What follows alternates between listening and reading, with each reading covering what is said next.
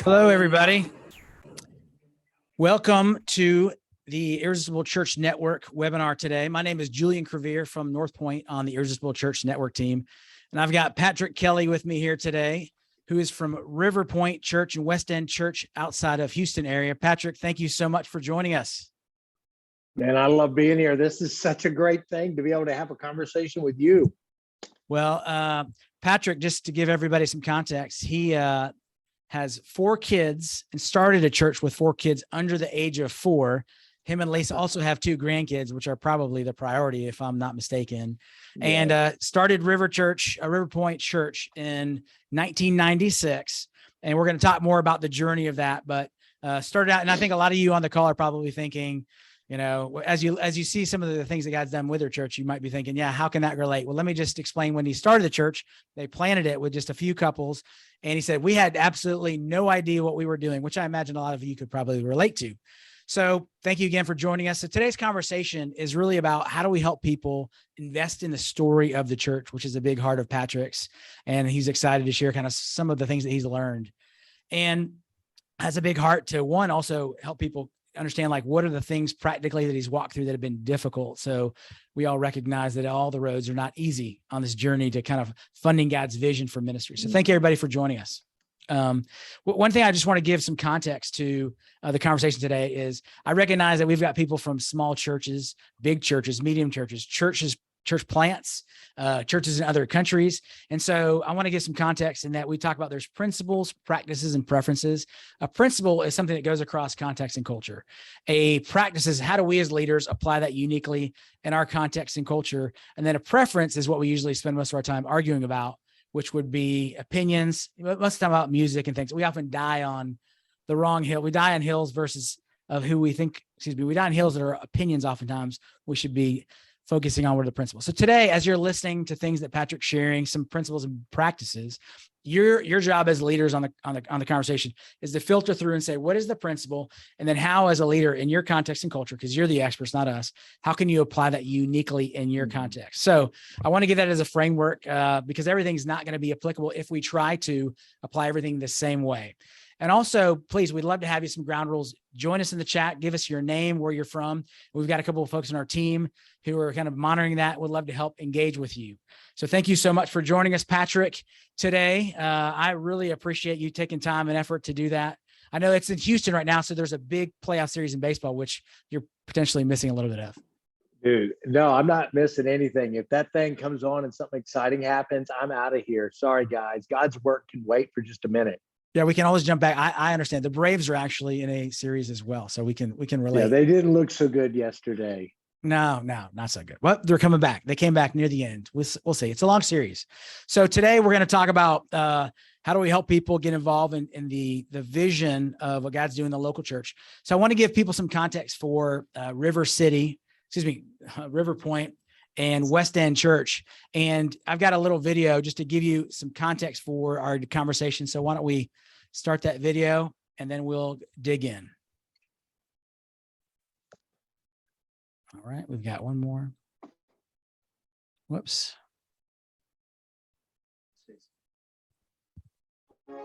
Here we go.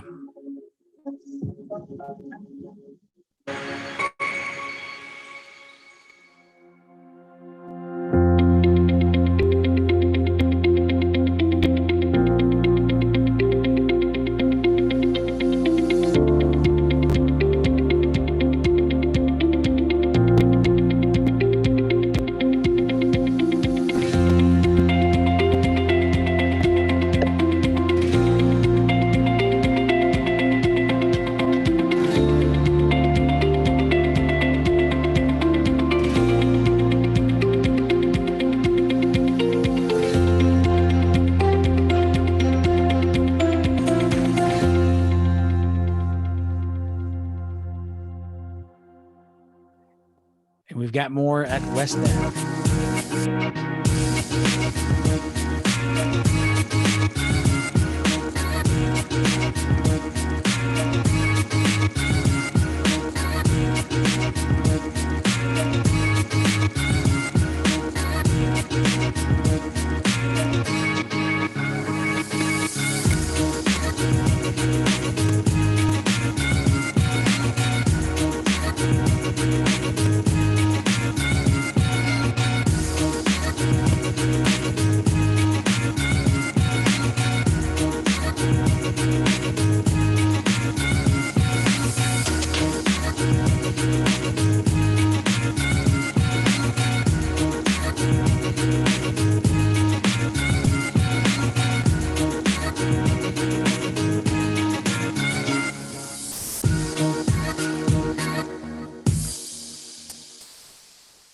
love that. So right now, I think you have 3 campuses, an online campus. Average attendance maybe is about 6,000 on a Sunday, maybe about 8,000 total. Right. But that's not where you guys started. So I'd love for us to begin kind of the context of like where you guys are today and the journey that it took to get there as we begin to talk about how we fund vision and ministry. Yeah. Well, I tell you, I look at the video and I'm amazed at what's happened over 25 years. We started with 5 families in our living room, and our prayer was, and I'm not kidding, Julian, our prayer was, Lord, let us fail quickly. I had 4 small children. It was like Vietnam at my house, and we had no money, and we didn't have 2 years to figure out I'm not very good at this, and so we just said, Lord, let it end. And all of a sudden we started a community center, and then we went to a high school, then another bigger high school, and bought land. And I mean, it was just one step at a time. I mean, you see the end product, and I know there's a lot of famous authors that say, start with the end in mind. I just wanted to survive. It was just like, how do we get from, I mean, it was hand to mouth. We went broke several times. I remember the day that I was watching TV with my children, and somebody walked through my backyard, and before I knew it, the lights were turned off. And it's like, oh my gosh, we didn't pay the electric bill because we were pushing it to the very end. And so the journey's been rough. So when I look at the video, kind of a recap of kind of what God has done in 25 years, I'm just blown away by the whole thing. I'm just like, I got to be part of this thing. I mean, it's really been incredible. So you started out with a few families, and you were portable. Is that right? So just everybody That's can right. We understand. We were portable for 8.5 years. In fact, one of the every time we moved, we had to upgrade and get more equipment. And at one point before at the last, we were 8.5 years in. So about 8 years into this deal, we were the largest portable church in Texas. And that wasn't because of attendance. We weren't the largest portable attendance church. We had the most equipment. We had 5 48-foot trucks, 5 of them. And we developed a saying that if it ain't broke, it ain't ours. And it was that idea that, man, we were in and out with all volunteers. We set up in 1 hour and 10, and we tore down in 50 minutes. And it was laborious for a long, long, long time. Yeah, I think that's important, because as we look at the video and even this picture right now with the West End Church and the coffee house, which is cool. I want to hear more about that story a little bit later. But everybody probably has a temptation to think everything's easy for you guys. You had no financial struggles, no battles throughout the journey. So I'd love to just kind of just give some reality to everybody's perspective of, what were some of your financial struggles in the past as a church that you experienced along the way? Well, I don't know how many church planners are watching today, but I never planned on being a church planner. I was 32 years old when I started the church, and the struggle was you're hand to mouth for a very long time. You don't have the resources. We were a non-denominational church. We had some support from another church a little bit just to survive, but and when you're reaching people far from God, which is what always been our target, they're always slow to give. And so you're always buying. Your resources never match your needs, not even your desires. I mean, forget your needs. I mean, so we've had, every time we moved, we spent, like, I remember coming home the first week or two of starting this thing and telling my wife to sign a piece of paper from the bank that we were going to personally guarantee with 4 other families $25,000 debt. So we did the math and said, well, here's our portion, here's our share, and here's how long it'll take us to pay it off. Because our prayer was, let us fail quickly. So it was like, but every time we moved, we borrowed money and borrowed 200,000, then we borrowed 500,000. In the last move, we borrowed, a lot more money. And it was precarious because if we didn't grow, we couldn't meet we'd go away. There was no, it was all in all the time. There was no safe play. And because of that, I'll tell you one of the disasters. We moved to the biggest high school in the county, and we geared up and borrowed a bunch of money, and when people didn't come, and we quit growing, and we couldn't pay the bills, and we had to lay off our friends. Back then the staff was small, so everybody that worked for you was your best buddy, and you had to lay off your friends. And then Lisa and I, we didn't take a salary for 3 months, which was much more emotionally problematic than it was financially. I mean, financially it was a problematic with 4 kids, but somehow my wife worked, so we survived it. So it feels like we have stumbled forward and for 25 years, and there is no easy street. Even today, there is no easy road, there is no safe play, and it hasn't been easy. Everybody looks at the end product and go, man, this just happened, but it didn't just happen. I mean, it's a lot of blood, sweat, and lots of tears for sure. Well, thanks for sharing that. And just, I don't know, the authenticity of the story is marked with joys and trials for everybody. It seems like it's helpful for people to resonate with, I think, your story in that way. So thank you so much for sharing that, Patrick. So now I'd love to kind of transition a little bit to this idea of like, what are actually some of the principles as you went along the way? And obviously God's, bless your vision and being a part of what he's done to impact the communities around Houston. And what are some of the best practices or principles that you've seen in terms of creating a healthy strategy for funding the church and creating a culture of generosity? What are some of the principles? Well, I think the key is what you said. It's a culture. It's a culture of, I don't think of it as a culture of generosity. I think of it as a culture of mission. I think the best thing we have done, or the smartest thing we've done over the years, is we've always talked about why we exist. And I've always taken the attitude, we're always in a capital campaign. Now, when you're a startup church, you actually are always in a capital campaign. Every 3 years, you're ending one and going to another one. And we've had a little bit of a break here, but we're in one now. And it's like, I think the mistake that we've made in the past that we corrected was, okay, we're in a capital campaign. So let's talk about all the good things that we're doing and all the lives that have been changed and all the things, because we want to get people excited about this vision. And you cannot do it like that because people feel targeted. So we've just been very consistent really over the last 20 years of saying all the time, redundantly, here's why we exist. Here are the lives that we change. We celebrate baptism. We celebrate recovery. We celebrate marriages. This is why we exist. And we say this statement a lot. We say, we don't exist for ourselves. We exist for people who are not here. And so when we get to a capital campaign, the culture that you're talking about, Julian, is this idea that, of course, if we're going to continue doing what we've been talking about doing, we're going to have to step it up. We're going to have to do something. We're going to have to sacrifice for the next 3 years or whatever the campaign is in order to do that. Now it seems like a consistent message that's natural and normal versus, well, the pastor's trying to raise some money. And it doesn't feel out of sync for us when we get to a capital need and we start talking about life change. Well, you mentioned in our conversation about for you actually set aside time or for intentional relationships, and that's a significant, right, I don't know, passion you have in terms of how God's allowed you to fund this is through intentional relationships. Can you share a little bit about that? And I feel like that's a principle, but also like the practice of how you've done it has been super, super sharp. Yeah.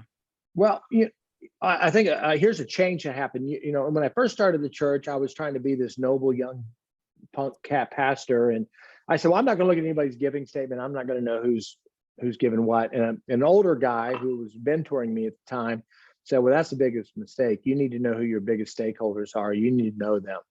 And so I started looking at giving and stuff like that.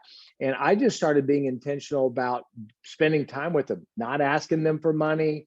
Again, this culture of here's why we exist. So I picked the top 25 givers from each of our campuses. I still do this today. And I just periodically, very regularly schedule coffee with them for no purpose than say, hey, you're a big stakeholder here and I don't know you. And I want to know you. I want to know your family. I want to know what's going on. I take notes. And I don't think it's an accident that the people who give the most and are most consistent are the people closest to me. Because what they see in a relational type of approach is they see that your passion for others, your passion for the gospel is authentic. It's not a put on, or it's not a organizational strategy. It's a personality part of you that you go, okay, this is it. And so we have done, I just had coffee with a guy that has given a lot of money at one of our other campuses, but I had no idea who he was. And so that relational approach is so much more better than explaining to somebody the need. I mean, that's, people know who I am, and they know me and I know them, and I call them and check on them. And I can't be relational with everybody, but I can have coffee with a lot of people. And that seems to give me credibility. What do you do practically? Just curious in terms of, like, do you schedule the time each week or month? How does that look practically for your schedule? Yeah, I have tried to do 2 coffees a week with people that are vested. And I look at the list and I say to my assistant, I said, I don't know these people. And I typically don't let my assistant schedule that for me because it feels like big timer. So I'll text them and say, hey, this is Patrick Kelley, the pastor of the church you go to, and I don't know you and I want to know you. So I invite myself into their world, and it just works. She does prepare the list and gets it ready and gets me phone numbers, does all the research, but I'm the one that reaches out, and I have a lot better success. I have let my assistant try to schedule those, but everybody smells a rat when you do that, and it's just like, no. So I try to do 2 a week. I don't get that done because the people are busy, and but I average probably 4 a month, maybe 5, where it's regular part of my routine. I think the mistake I've made in the past is wait till I have a need and then try to figure out who my stakeholders are and then try to be friends with them, and it just doesn't work that way. And you learn a lot in that.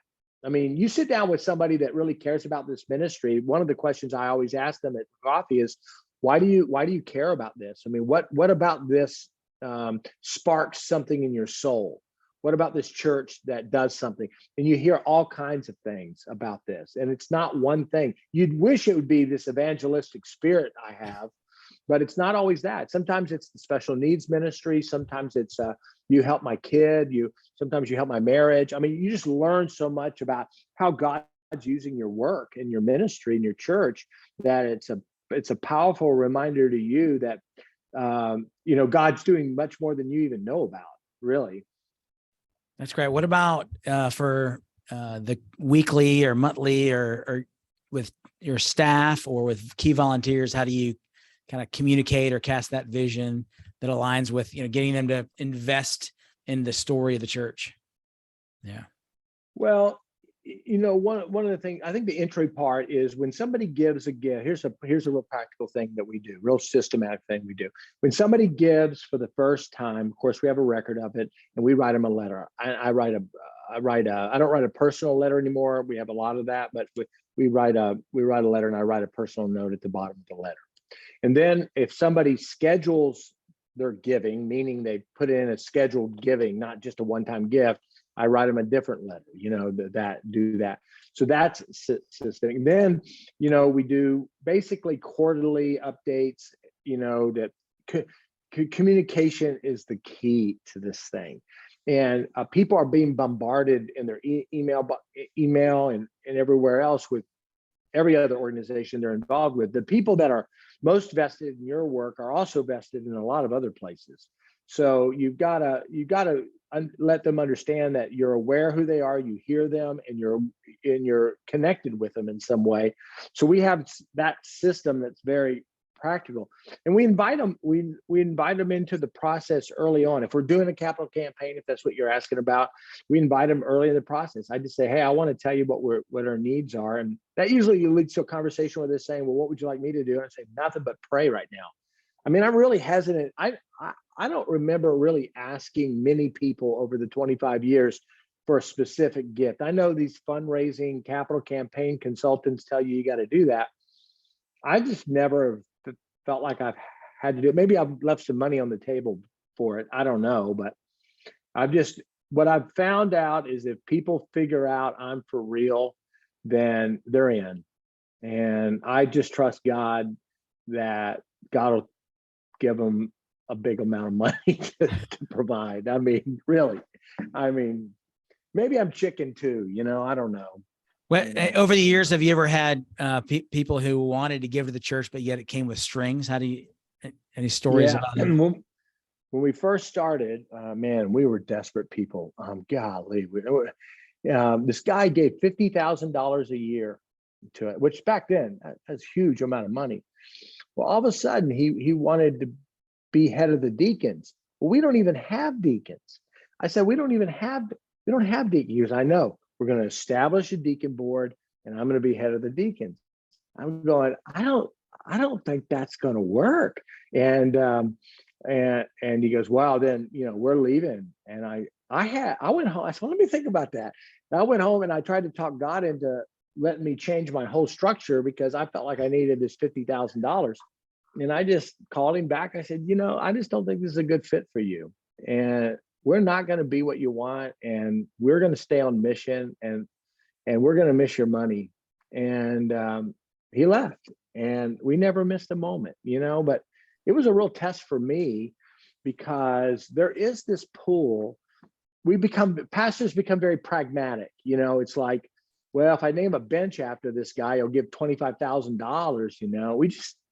We just have, been very reluctant to do that. I feel very manipulated by that. And I just don't know where it leads. Most people have really genuine hearts and stuff, but I just don't know where it leads. So you've got to staying on mission is the key. And it's hard to do when you have big givers that want to take you off mission. Yeah. You're mentioning you guys are been in capital campaigns and you're about to kick one off. I'm going to show a couple slides for folks of the kind of the current campaign that you guys are looking at called I Will. This is for folks, just a couple pages in the pamphlet that they've prepared for folks on their organization that they're asking people to kind of give. And it's giving to local missions. It's giving to international missions. It's giving to help with your campuses. That's right.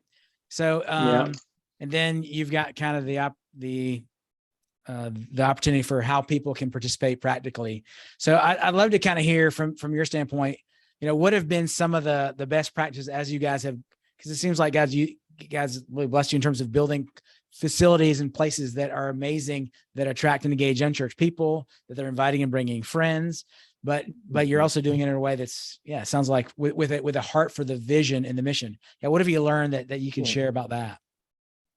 Well, what I learned in another ministry setting is people don't really give a crap about buildings and beautiful artwork and stuff like that. I mean, so I think a mistake I've heard many pastors make was get up there and explain how beautiful this building's going to be, or how state of the art it's going to be, or how amazing it's going to be. And nobody cares about that, quite frankly. And so with this particular thing, we're out of seats, at our main camp, our biggest campus, and we're trying to build another venue on the campus. We went with the philosophy back in 2000 that buy land as soon as you can and buy as much as you can, and don't build till you have to. So we waited a long time to build, but we have 100 acres of land, and so we have a space to build another venue on our property, and that's what we want to build. But we talk about it in terms of the people who are in our growing community that don't have a place to sit down. They don't have a place to go, and not about the building, not about the technology, not about, the coffee shop we're going to put in it and all that stuff that we're going to do. And so I think this I Will campaign keeps us on mission to do it. And we're doing other things at other campuses. We're building out a middle school space at our West End campus downtown, and we're building out what we call a yard and grill, a kind of a outdoor fellowship hall, if you will, for people to come and gather. So we talk about community. We don't talk about the grill. We those kind of things. So, but the messaging really has to be redundant. I mean, think about it. I mean, the people who come to our church come maybe twice a month, maybe once every 5 or 6. So you say it once, you got to say it. For this, I'm in this I Will series right now. We're 2 weeks into a 4-week deal. I'm saying basically the same thing every week. This is why we exist. This is who we are. Be a part of this. Invite them to be a part of it. You think about your neighbors and your friends and your family that don't have a place to come sit down here at this campus. And so we really do. Here's the problem we have is our goal is $12 million. We think that's somewhat realistic in a recessionary economy. I mean, who knows? But now the price of doing anything is so expensive the next hurdle I have is, if we raise $12 million, I don't think I can do all the things in the book. I mean, it's like, what's going on here? So I'm talking to the church about that, man. The cost of a building I thought was going to be this outdoor space was about a $2 million project. Now it's 2.5. And I'm going, oh my gosh. Mm-hmm. This venue that we want to build we thought it was going to be 7 million. Now they're saying it's 10 million. I'm going, oh gosh. So God's got it all figured out, but I certainly don't. It's like, I don't know what's going to happen. I'd love for you to talk about the campaign and the vision behind the West End and the coffee house and that whole vision, because that's a totally different idea. Talk a little about that project, and really how did you fund a crazy, probably the best beautiful coffee house I've seen. My wife's going to go crazy when she sees the pictures of that, and then kind of coupling that with the church, and you're more closer downtown to Houston. Yeah. Tell me about that project. And how did you fund that? That's crazy. Well, everything we're doing as pastors and leaders in our church is a faith walk. It's a walk into the unknown.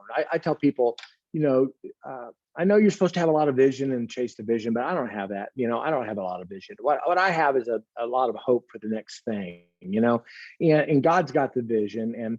And so, this downtown campus started because some people that were living in the suburbs moved downtown, and they said, hey, we don't have a place to take our lost friends to church, man. There's nothing down here. Let's start something. And we never thought it would work. In fact, one guy said, I'll be a part of this because the only way it'll work is if God. So 60 people started the downtown inside the Loop kind of campus, and it just kind of went well. And then this Baptist church that was up the street basically was about to sell their property, and they gave it to us, just gave it to us. It was the most expensive gift we ever had because it was such in bad shape. So we put $10 million into this project over the last 5 years, and renovated it and brought it back to life. And now it's going great. We had this building. It was a 1930 Sunday. It was the original Sunday school building that was built in 1930 exactly. And it was a 3-story building.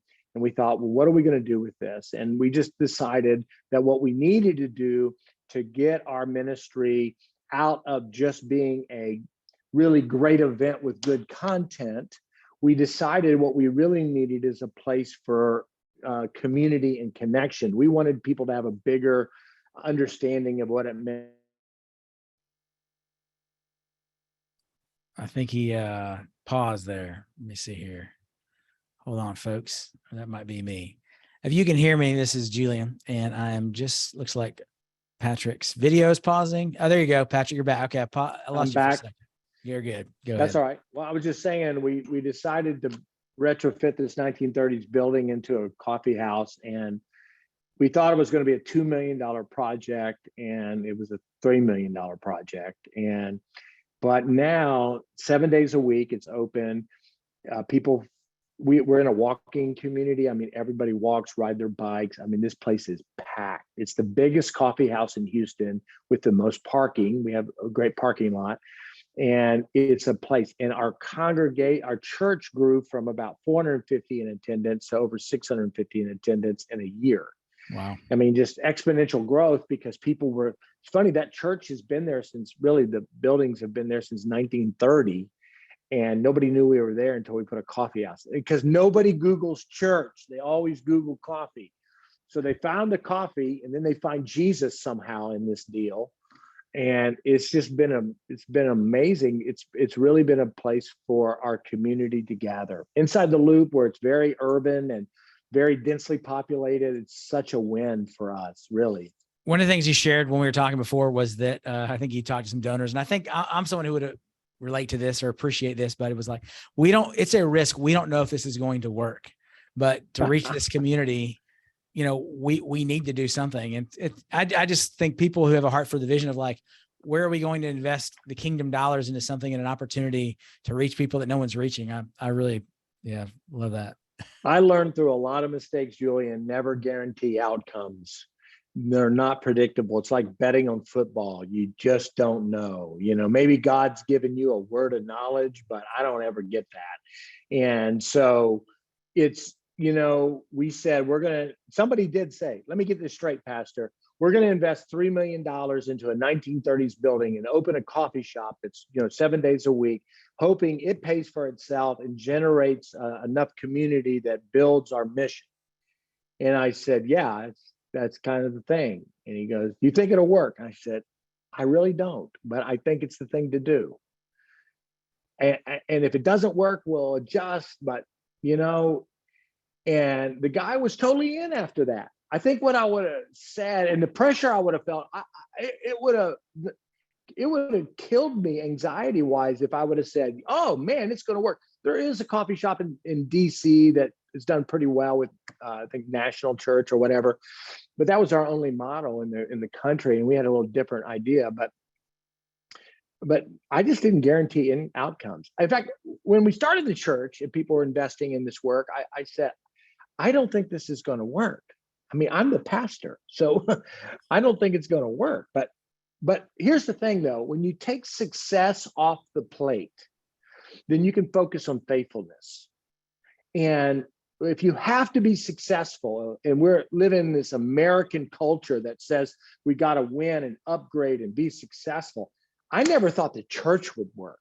So when failure is inevitable, you can go all in and take tons of risk because you're not trying to play a prevent defense. But when you are guaranteeing outcomes, this is going to produce this, it would put a hole in my gut. I just couldn't live like that. And we have failed plenty of times. We've started services and campuses and things. It just didn't work. And we said, yeah, I told you it wouldn't work, but we're glad we did it.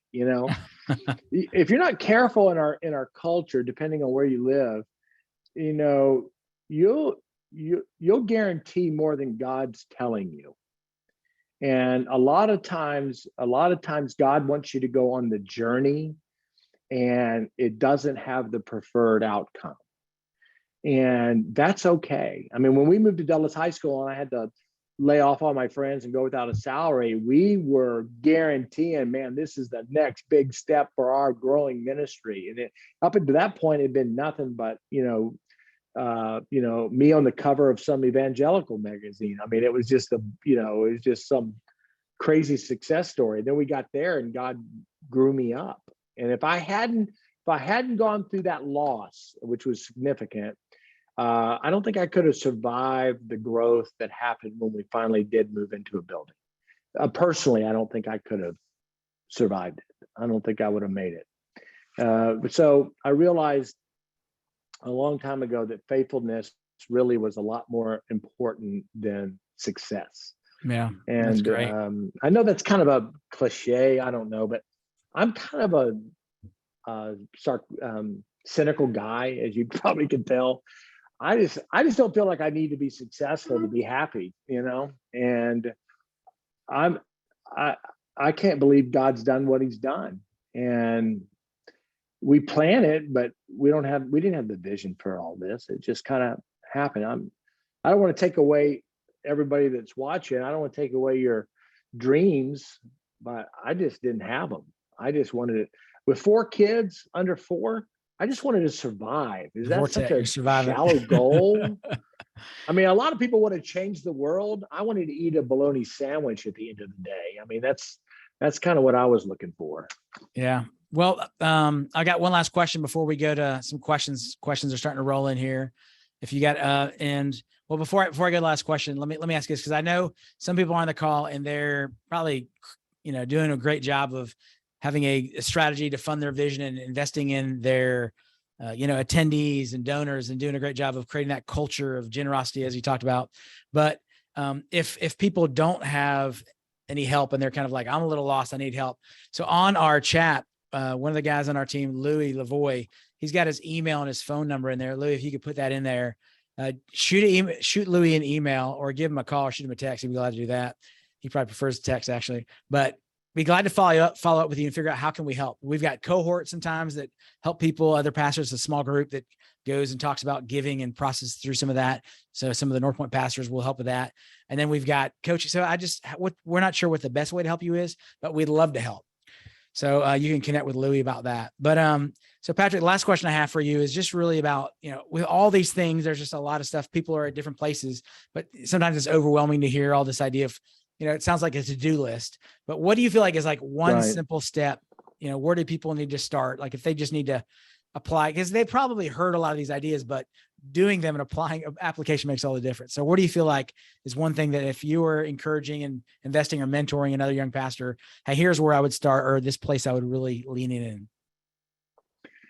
Well, the place that's most effective, the quickest for everybody, is this idea of relationships that you have with your key investors, donors, and people. I mean, the other thing that you gotta unearth these people a lot of times. One of the things that we do that's very helpful, that if we had a small project, like one time we needed to buy some office furniture and it was $50,000. We didn't have it in the budget.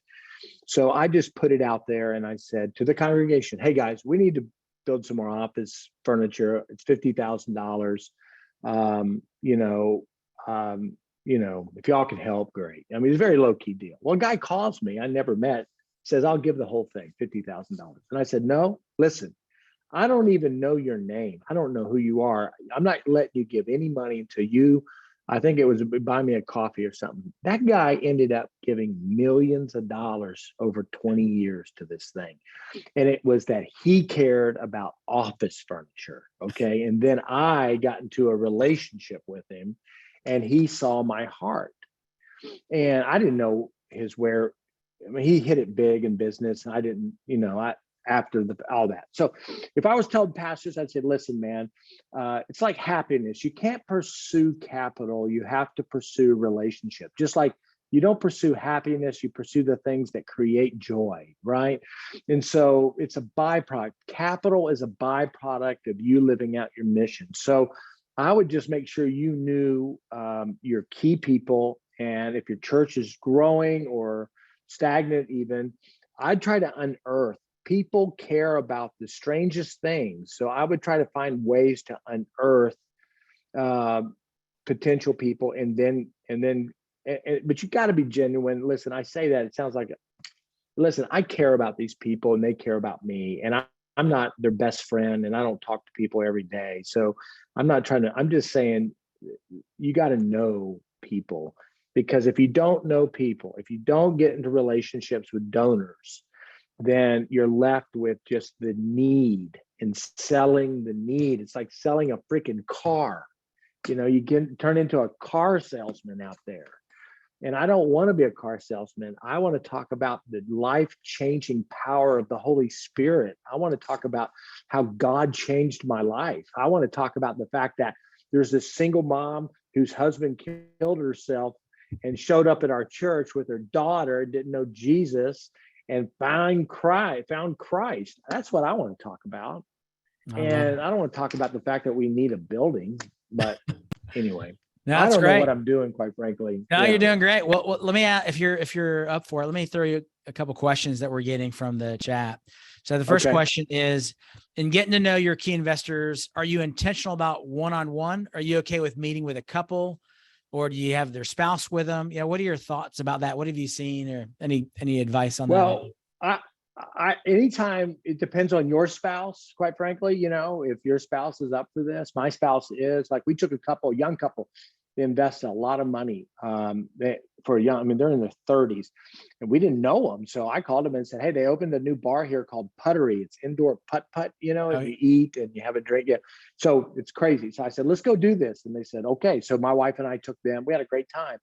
And but a lot of times sometimes it's one-on-one. Sometimes you got to be careful, because the driving force for giving might be the wife in this family, not the husband.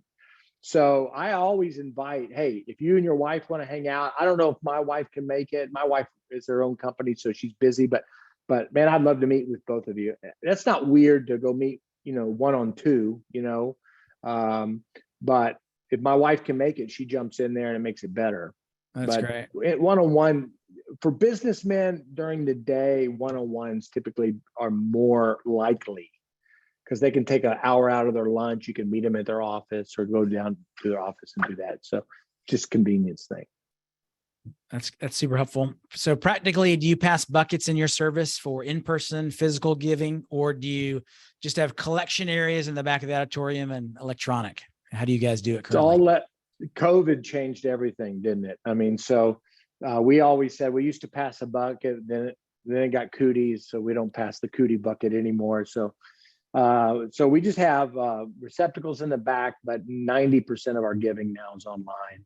And in fact, when we, in our service, in our host moment, we talk about, hey, if you haven't established giving online, here's how you do it. And we walk people, it's a text thing, text this, text, RPC to this number, and a form comes up and, does that. So we don't pass a bucket anymore. And I don't think we've lost anything in that, quite frankly. Okay. Well, thank you. Questions about the coffee shop here. So is your coffee shop under 501c3, a separate entity? If it is a 501c3, how do you balance the profits to stay within tax law boundaries, or just high level? Yeah. Well, you start getting into this idea of unrelated income. And so you got to be careful about that. And so, no, it's under the church's umbrella.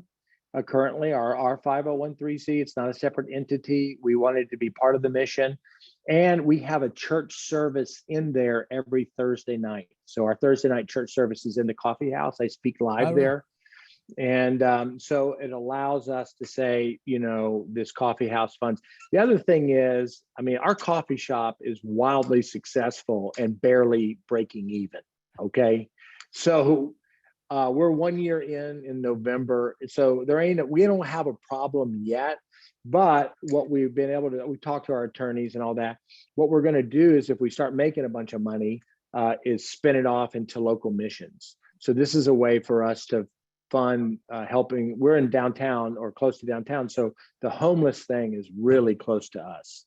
And so we're saying, what can we do with Star of Hope mission and some other things so we can show all that profit? There's a school down here that for underprivileged children, and we're giving scholarships away for that. So we're making sure we don't make any money off this deal.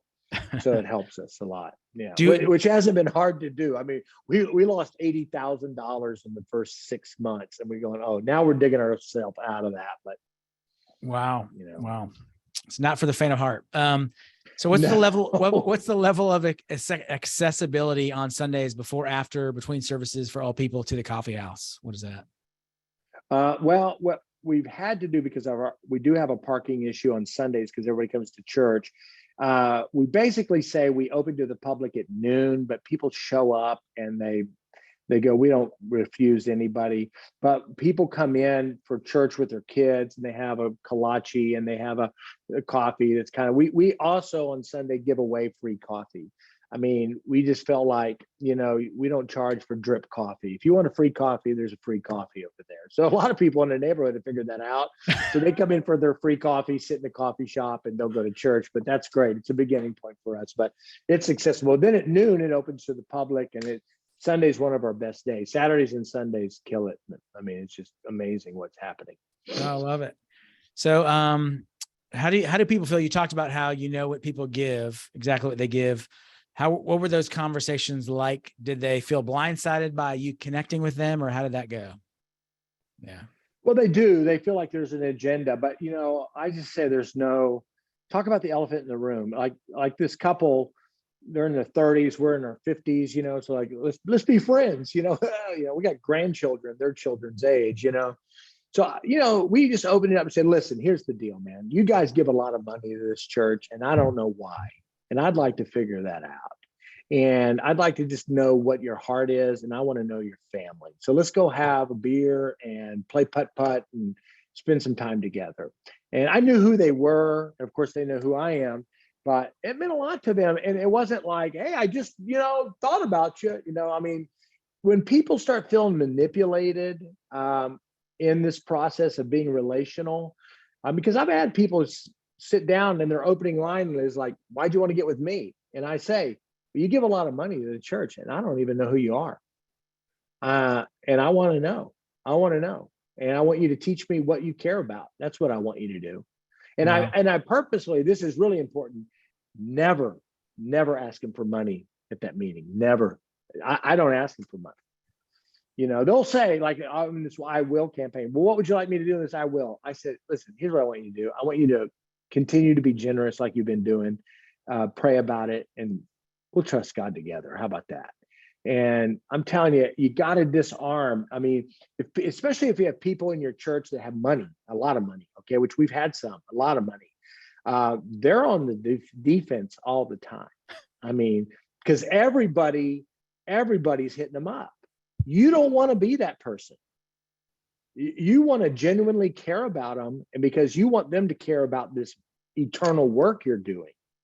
And you don't want them to care about your projects.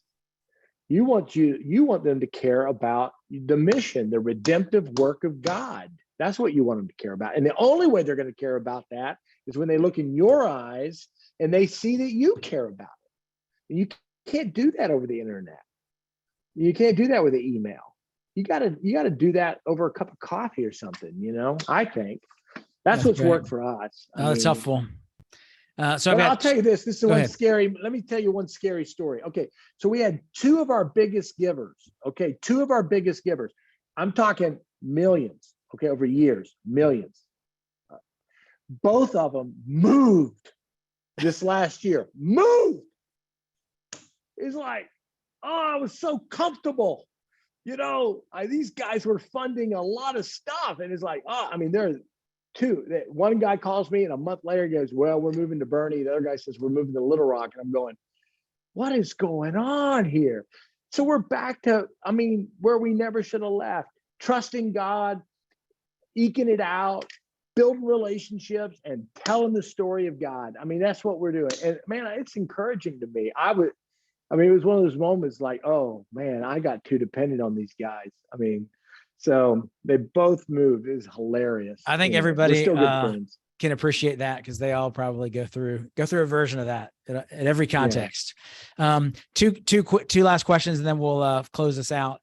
So how do you balance faith and effective stewardship? Well, I don't really understand the question. I understand faith.